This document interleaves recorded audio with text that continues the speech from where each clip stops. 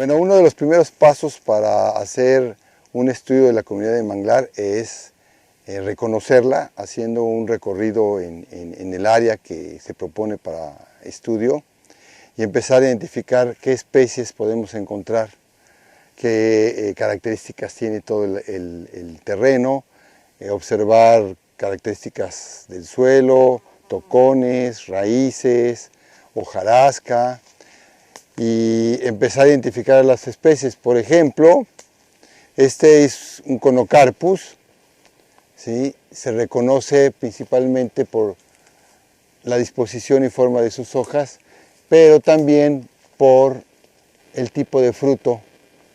Su nombre local es manglebotoncillo, su fruto es una pequeña drupa redonda que tiene las semillas exertas. Entonces se ve una pequeña bolita y es una forma rápida de identificarlo. Es interesante hacer y poder tomar fotografías de su corteza, cómo es la corteza, para que luego la comparemos con las otras especies. Entonces, en el recorrido vamos viendo que aquí hay un Conocarpus, aquí tenemos otro, ¿sí? Y vamos caminando más, empezamos a ver más árboles de Conocarpus, varios de ellos, ¿no? Seguimos explorando el terreno y encontramos, por ejemplo, otra especie que es la laguncularia, ¿sí? Laguncularia racemosa. Es interesante ver, por ejemplo, este es un árbol ya de muchos años.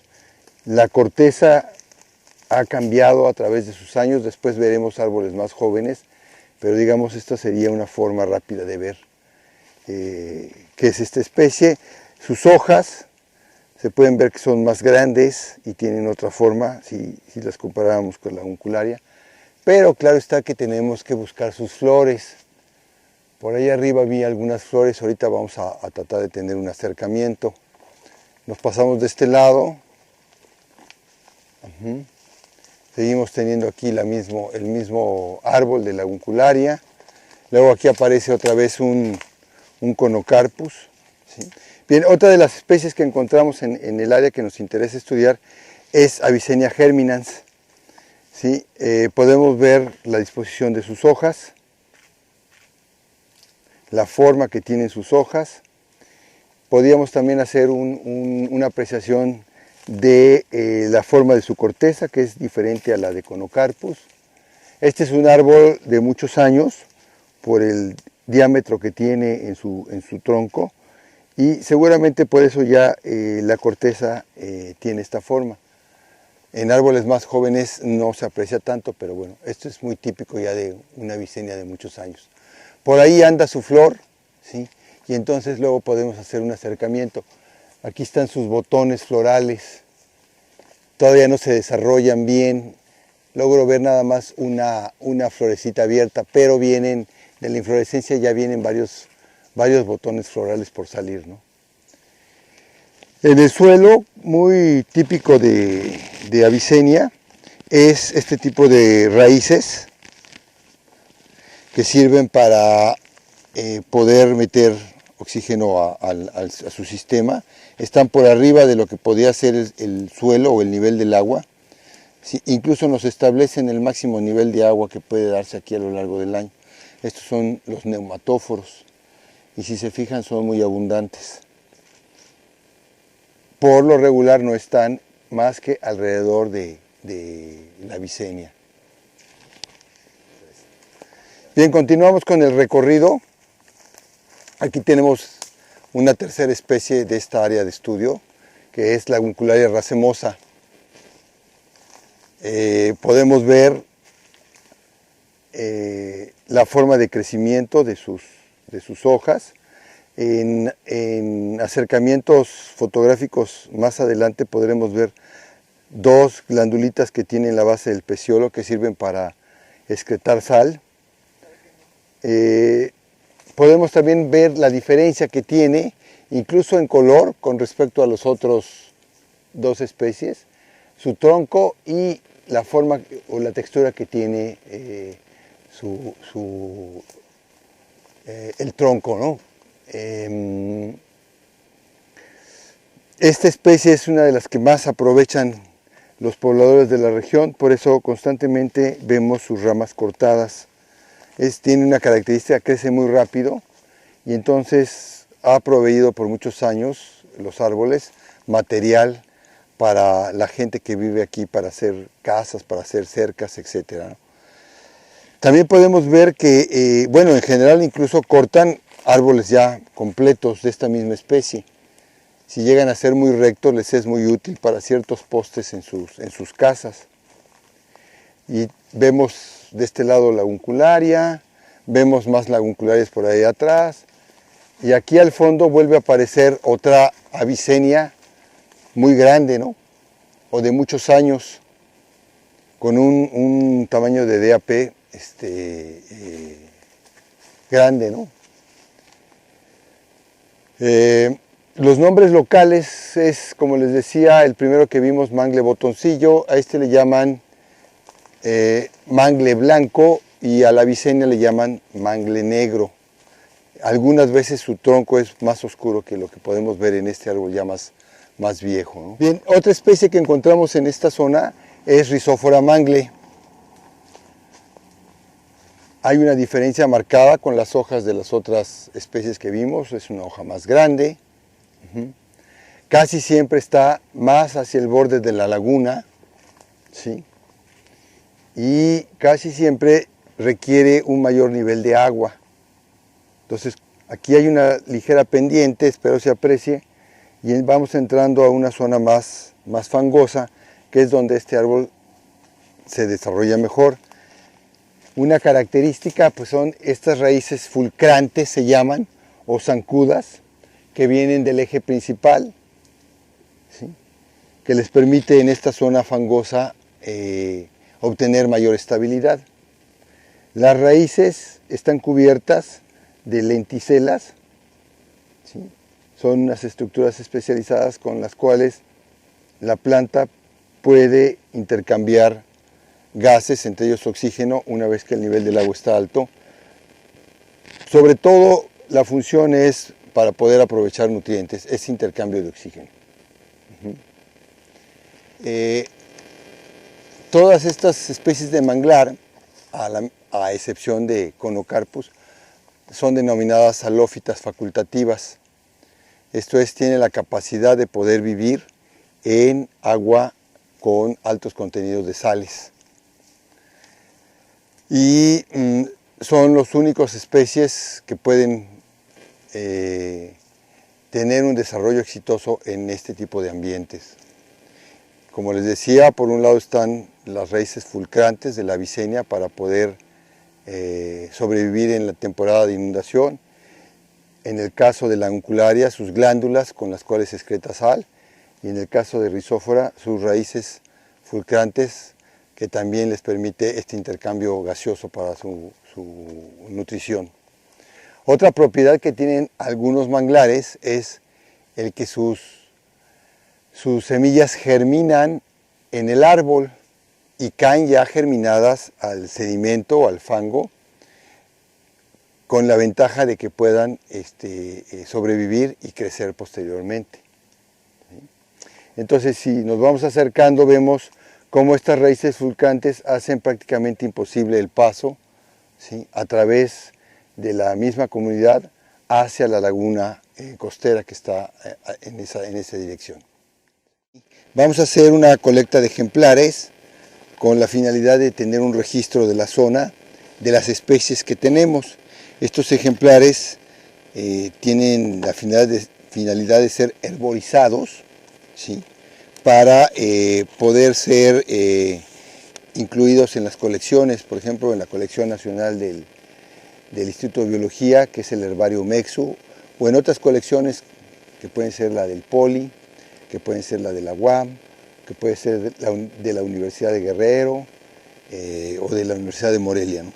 Por lo regular se usa un tipo de prensa como esta, ¿sí?, con una serie de cartones, papel periódico, y vamos a ahorita cortar una ramita y vamos a prensarla. Bien, entonces vamos a tomar una pequeña rama para hacer un ejemplar. Sí, como les comentaba, conviene que la rama contenga flores. En este caso aquí está la inflorescencia. ¿Sí? Esto es para la Avicennia germinans. La voy a reducir un poquito, calculando más o menos el tamaño del periódico. ¿Sí? Y entonces la voy a colocar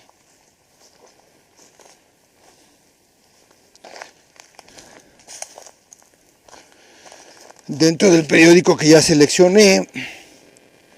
Se puede tratar de acomodar las hojas para que no queden encimadas.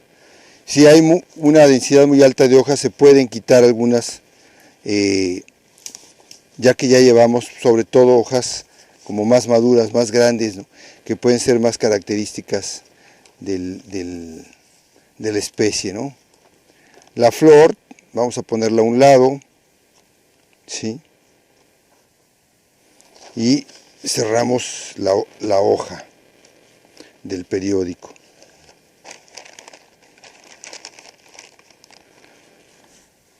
Vamos a anotar la fecha de hoy, 11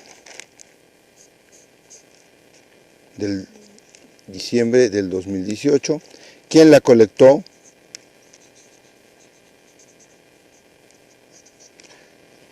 El área de colecta, estamos en una porción de manglar de la laguna del Potosí.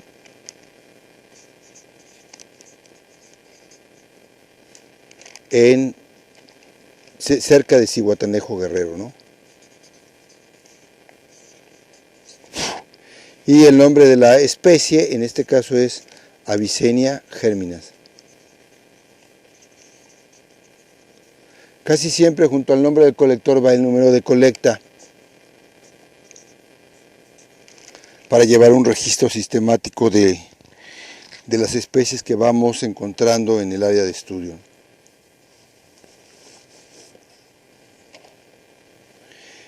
Una vez que el material ha sido colectado, ya en el laboratorio se procede a meterlas en una estufa y secarlas por 2 o 3 días a una temperatura de entre 60 y 70 grados, con la finalidad de que rápidamente se sequen, porque el manglar tiene la característica de que una vez que empieza a secarse puede desprender las hojas, entonces el material no les queda herborizado correctamente, se desprenden las hojas, se desprenden las flores y terminan por salirse del papel periódico. Entonces ese ejemplar pues, no puede ser introducido a una colección.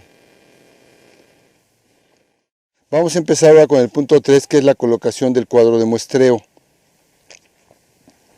Entonces,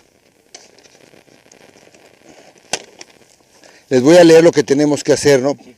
Colocar la línea perimetral del cuadro de 20 por 20 metros, verificando con brújula en mano la orientación de cada línea y el vértice en 90 grados de cada esquina del cuadro. Colocar las líneas que marcan los 4 cuadrantes internos de 10 por 10 metros. Obtener la posición del GPS en el punto central del cuadro y en los vértices. ¿Cuál es el objeto de esto? Es tener bien posicionado el cuadro, y los subcuadros que se diseñan es para ir avanzando en la toma de datos. Si queremos hacer el censo de un cuadro de 20 por 20 metros, puede ser que nos perdamos dentro del manglar, o que perdamos la cuenta o el registro de los árboles que llevamos. Entonces hay que hacerlo como muy sistemático para que pues tengamos un censo más específico, ¿no? Bien, para ello necesitamos estacas, cinta métrica. Aquí están las estacas. Estas pueden ser las estacas perimetrales. Estas pueden ser las estacas de los subcuadros con un pequeño martillito. ¿Sí? Y entonces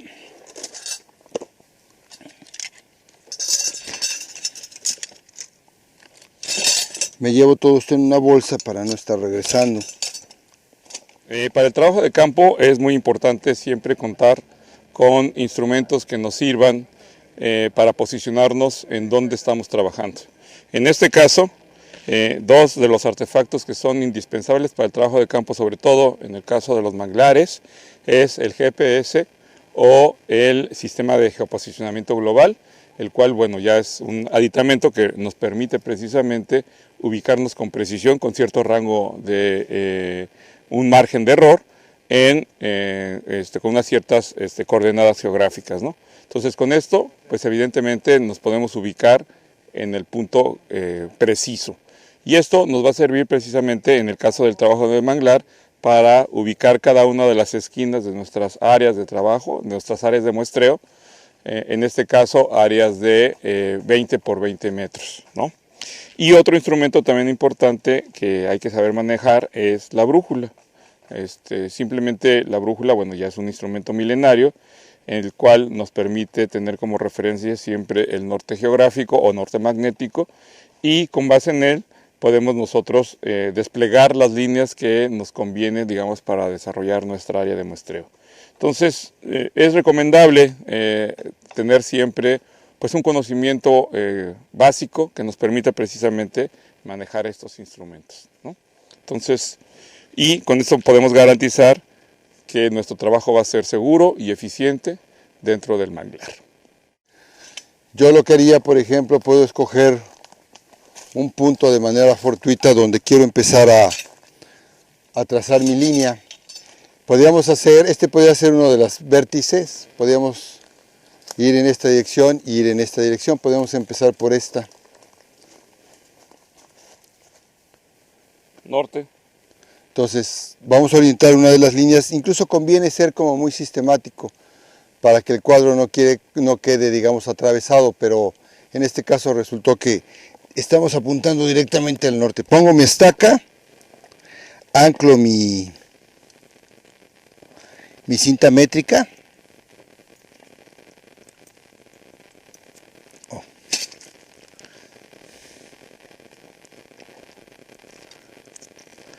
Y ahí ya no se zafa, y me voy a recorrer los 20 metros que me da la cinta. El compañero me puede decir si me estoy desviando del rumbo que tracé hacia el norte, o sea, si empiezo a irme más hacia el este o hacia el oeste. Entonces él me puede dar una indicación de corrección, en este caso izquierda o derecha, ¿no?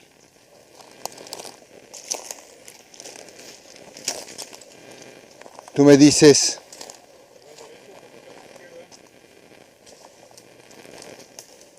Conviene traer un machete muchas veces para poder ir cortando la vegetación. Continúo. Ok, si me voy a pegar, además déjame pasar aquí y ahorita. Sí, voy. Ahí está. Sí, ahorita la vas, camina y la vas aflojando, la vas liberando. Tú me dices... O le paso del otro lado del árbol. No, estás bien así. Ah, ok. ¿Y esas ramas que estorban se pueden quitar? Oh.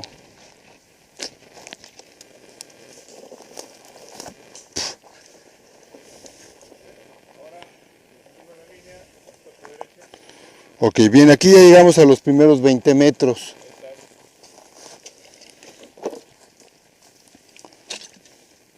Aquí para que... Tanto al inicio como aquí yo le puedo hacer una pequeña trenza para que no se corra, ¿no?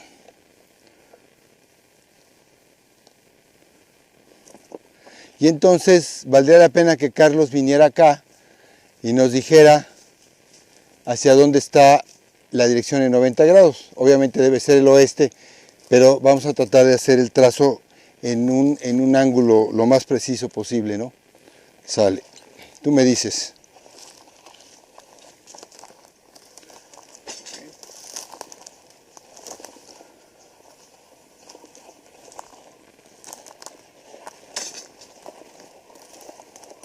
Les voy a pedir que se vayan trayendo la otra cinta porque creo que este ya se va a acabar. Por ahí hay otra cinta para complementar, ¿no? Entonces tú me dices, ¿voy bien? Un poquito a la izquierda. Ajá. Más para acá. ¿Así? Menos. Ah, bueno. En el piso y hay agua, se hunde en el agua y se pierde. Entonces no pasa nada si queda por arriba de las ramas, ¿sale? Entonces seguimos, bueno, miren, aquí ya llegamos a los 30 metros, aquí está. Ahorita completamos con otro, yo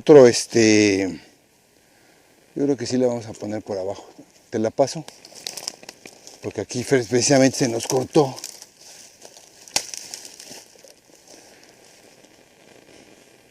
Entonces, bueno, aquí están los 30 metros y ahorita, entonces continuamos 10 metros más. Ya ni me acuerdo cómo iba, creo que iba aquí. Más a mi izquierda. Sí, pásalo por el otro lado del tronquito.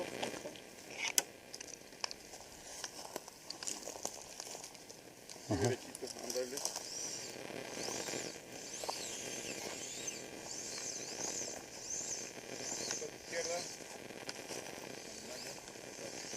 Aquí ya completamos 20 metros.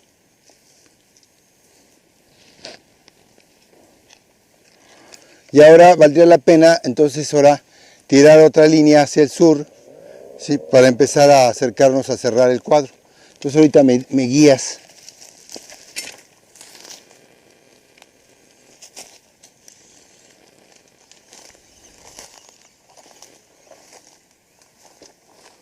¿Sigo? Derecho, derecho. Pues ya llegó aquí a donde termina prácticamente el centro de la cinta, es aquí. Bueno, entonces eso es nuestro cuadro. Aquí ya nada más con una cinta extra, pues ya sabemos, ¿no? Se orienta y se traza, ¿no? Sería bueno que, por ejemplo, Carlos seguramente ya hace el ejercicio de en cada esquina tomar el GPS. Digo, no lo tiene que hacer ahorita, pero obviamente se hace conforme se va trabajando. Llegas a la esquina, ayudas a hacer el ángulo, tomas GPS, llegas a la otra esquina. Entonces ya tienes el GPS de los 4 puntos de tu cuadrante y cuando hagamos el subcuadro se saca el punto central. Todo esto nos sirve porque muchas veces de este tipo de estudios, con ese tamaño de cuadro, puedes realmente subirlo o ponerlo, sobreponerlo a imágenes de satélite. Por ejemplo, las Spot, que tienen una definición mucho más alta, el píxel es de 6 por 6 metros. O sea que dentro de un cuadro de 20 por 20 metros hay varios píxeles. Y a la hora que tiene la firma espectral en la imagen de satélite, como tú ya hiciste el levantamiento, tú puedes saber esa firma que estás viendo, esa firma espectral, a qué especie o a qué asociación de especies pertenece. Esa es la interesante de esto. Cuando tienes un satélite Landsat, a lo mejor estás manejando 30 por 30 metros, es un poquito más difícil, pero bueno, un área de 20 por 20 metros sí puede asociarse a un píxel de 30 por 30 metros. Bien, el cuarto punto sería levantamiento de la estructura de la comunidad de manglar. Los parámetros que definen a la comunidad son densidad, abundancia, frecuencia, dominancia. Para ello se debe de medir el diámetro de la altura del pecho. Bueno, contar el número de árboles y arbustos por subcuadro, que al final de cuentas, si yo estudio los 4 subcuadros, voy a tener la suma para todo el área de 20 por 20 metros. De cada uno de los árboles, además de identificar la especie, en una tabla que tenemos aquí, también tenemos que sacar su altura y su cobertura. Ahorita vamos a hacer el ejercicio de la altura y la cobertura. Bien. Vamos a medir de cada uno de los árboles que están dentro de nuestro cuadro el DAP, que es el diámetro a la altura del pecho. Vamos a medir aquellos árboles que tengan un DAP mayor a 2.5 centímetros, porque se consideran que ya son árboles adultos. Los arbolitos o los diámetros menores a 2.5 centímetros nos están hablando a lo mejor de brinzales o arbolitos jóvenes. Entonces ponemos un límite para poder trabajar también, no medir todo, ¿no? Entonces de 2.5 para arriba se cuantifican y se miden los árboles. Vamos a tener una consideración por cada árbol dependiendo de qué DAP tenemos que tomar.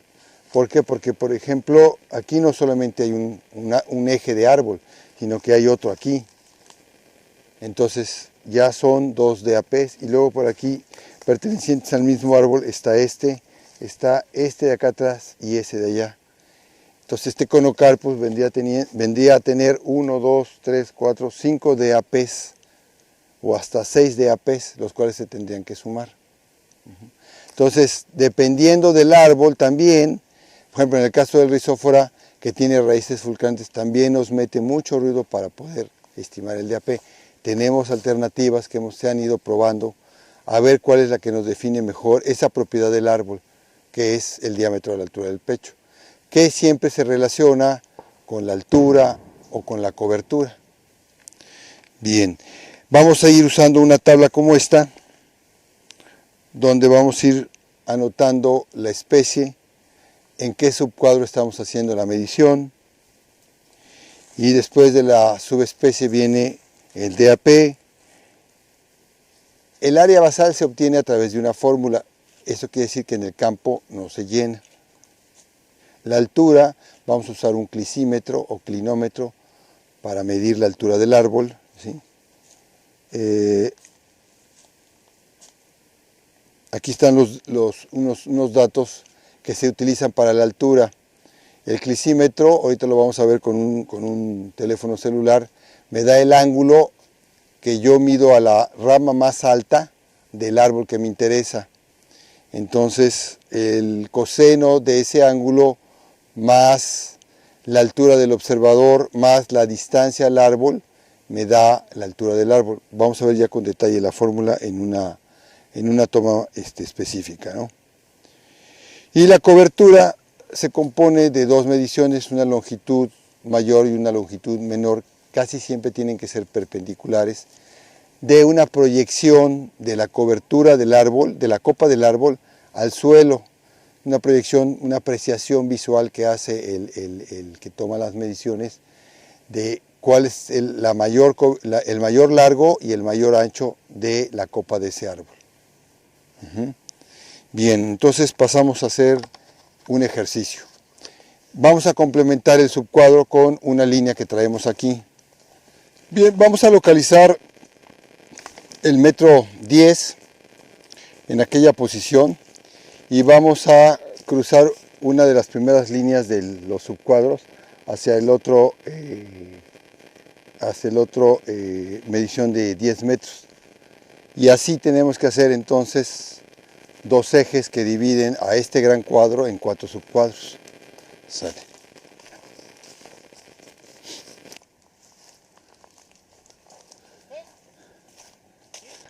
Voy a hacer una cruz dentro del gran cuadro. Entonces para acá, Carlos. Ahí quédate, ¿no? Para que lo vea. Es digamos, el primer tramo que hacemos. Voy a despejar un poco aquí de ramas secas.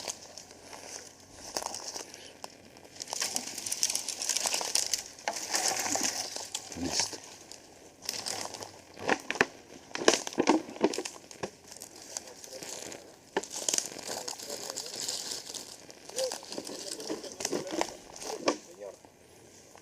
Entonces se puede quedar ahí. Ahorita, en dado caso, si quieres, puedes poner una estaca de estas. Acuérdense de recuperar todas las estacas. Y entonces es el inicio de nuestra subdivisión, ¿no? Ahorita vamos a hacer la otra división y tenemos nuestro primer subcuadro. Mira, aquí cerramos nuestro primer cuadro de muestreo, primer subcuadro de muestreo. Y voy a hacer el ejercicio de cómo se mide un árbol, ¿sale? Entonces vénganse para acá. El primer procedimiento sería, bueno, checar que nuestros árboles midan más de 2.5. Aquí pueden hacer un acercamiento. Hay unos verniers especiales o forcípulas, te da la medida exacta. Obviamente esto es más económico. Esta es una forma. Este árbol tendría aquí 10 centímetros. Hay otras personas que son un poco más precisas y a fuerza miden el perímetro. Y luego con el perímetro, ¿sí?, sacan el DAP. En este caso son 33.1 de perímetro. Yo considero que también muchas veces hay que trabajar más rápido.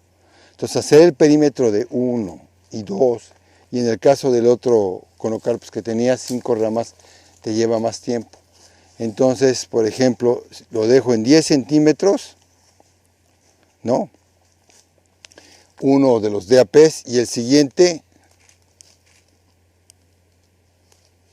serían 8.8 centímetros. Si vean, también puede variar, es un poco más ancho que en esta posición que en esta, ¿no? Pero como vamos alternando, no tenemos una carga de tomar exactamente siempre el mismo lugar. Consideramos que ahí se diluye, digamos, la diferencia que puede haber. Recuerden que es un muestreo, es una estimación. Entonces, este es un árbol que tiene 2 DAPs. Bien, esa es la primera medida. La siguiente medida es su altura, ¿sí? Entonces, hay que ver cuál es la rama más alta. Debe haber varias, yo voy a escoger esta que está aquí y le voy a pedir a Carlos que se ponga más o menos abajo de la rama más alta, sería por aquí, sostengas la línea. Me voy a ir hacia un lugar abierto, ahí está más o menos, es este el que quiero medir, este que está aquí. Este, ¿no? Sí, pero no sobre este, sino sobre la rama que estaría arriba de tu cabeza. Ajá, sí. Entonces, digamos, voy a escoger una distancia. Aquí está la rama más alta. ¿Sí? Yo me estoy colocando a 4 metros con 60 centímetros. ¿Sí? Y luego, con una aplicación del celular, lo que hago es mido el ángulo. ¿Sí? Y entonces tengo ya los parámetros para estimar la altura, ¿no? Que es la distancia al punto, ¿sí? Y el ángulo de la toma y la tangente del ángulo, como les decía, más la altura de mis ojos, más la distancia, es lo que me da la estimación de la altura del árbol. La fórmula específica la podemos ver en detalle con alguna toma en los libros donde está descrita la fórmula, ¿no? Entonces anotamos 32 grados y 6,60, ¿no? 32.9. Ok. Entonces ya tenemos nuestros parámetros. Y la altura de mis ojos es 1,70. Entonces con eso vamos trabajando con cada uno de los árboles. Se recomienda que la misma persona que tome el ángulo siempre sea, o que sea siempre la misma persona, de tal manera que ya tengas fijada la altura de los ojos, ¿no?, de la persona, ¿no? Y tener una distancia conocida casi siempre, 6 metros, 5 metros 50, a menos que el dosel esté muy cerrado y te obligue a irte más lejos. Bien, eso sería el ejercicio para obtener DAP, que nos lleva a sacar el área basal, altura del árbol, y falta la cobertura que tiene el dosel. Entonces, lo que hacemos es más o menos ver hasta dónde llega la copa de los dos ejes principales.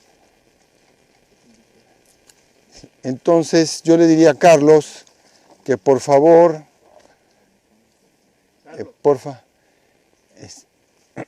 caminaras, no, ven, dame una medida, más o menos aquí está.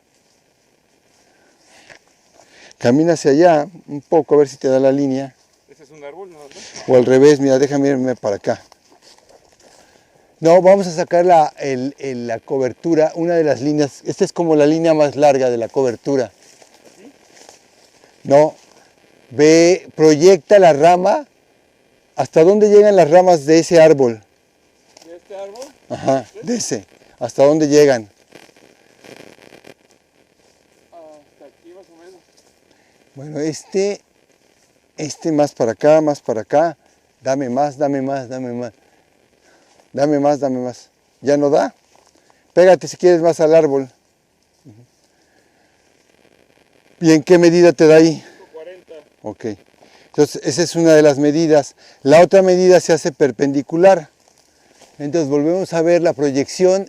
Por ejemplo, aquí llegan las ramas. ¿Sí? Ya las otras son del otro árbol.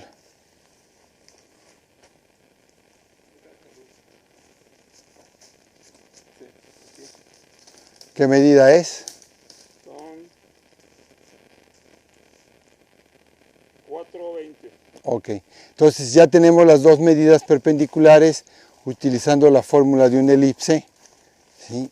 Es una aproximación, repito, se puede tener ya la cobertura de dosel de este árbol. Y así se va haciendo con cada uno. Hay algunos sencillos como este, pero hay algunos que pueden ser más difíciles como la Vicenia. Tiene un montonal de ramas y luego es difícil ver la rama más alta o ver la amplitud que tiene el dosel de su copa. Bien, para poder hacer una descripción detallada de la estructura de la comunidad, ya tenemos, digamos, los parámetros básicos, que son DAP, altura y cobertura. Con estos tres parámetros podemos, una vez que hemos trabajado todos los 4 cuadrantes del cuadro de 20 por 20 metros, podemos obtener la frecuencia por especie o la frecuencia total. Podemos obtener la abundancia de cada una de las especies o la abundancia relativa. Y podemos definir detalladamente la densidad de árboles y la dominancia de cada una de las especies dentro de la comunidad. Entonces ya los detalles deben de venir especificados en su cuaderno con la finalidad de que una vez que estos datos de campo sean tomados, sean procesados en el laboratorio para definir la estructura de la comunidad. Bien, aquí les quiero platicar que dentro de cada uno de los subcuadros podemos poner un cuadro de 1 metro por 1 metro, repetirlo y cuantificar el número de plántulas que hay en esa área de tamaño conocido. Si es posible identificar la plántula viendo algunas propiedades, algunas características. Ven que esta hoja es obtusa, más roma, y ven que esta hoja es más aguda. En este caso podríamos contar prácticamente el número de plántulas. Tenemos de este tipo 1, 2, 3 plántulas y de este tipo tenemos 2 plántulas.